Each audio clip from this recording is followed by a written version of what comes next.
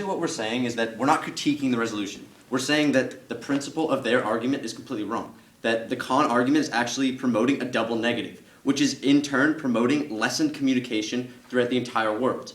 As in, if a little kid were to say, I can't do something, that will confuse people. And by confusing people, it ruins communication.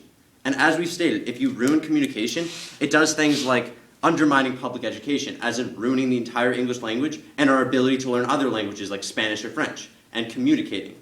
Also, onto our second contention about isolates Americans in international trade, such as through global warming, making treaties so that we can prevent the eventual extinction of the entire United States and every single species in the world.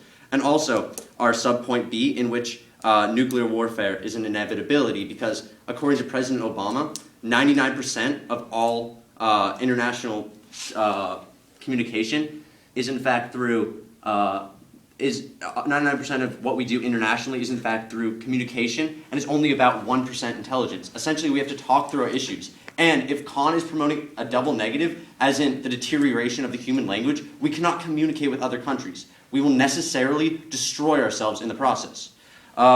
Moving on to our next point about us being sent to the Stone Age. Essentially, if we can't communicate with each other, we will be sent back to barbarians. We won't be able to talk issues out. We won't be able to advance ourselves, as we previously stated.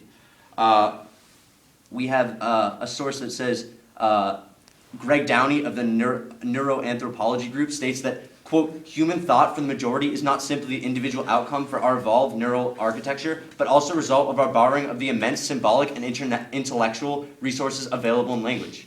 Essentially, what he's saying is that language enriches us and makes us be able to move forward in all our economic, political, and other endeavors. Essentially, my opponent, with negating a already negative resolution, is again promoting this idea that we should lessen our communication, which is utterly ridiculous.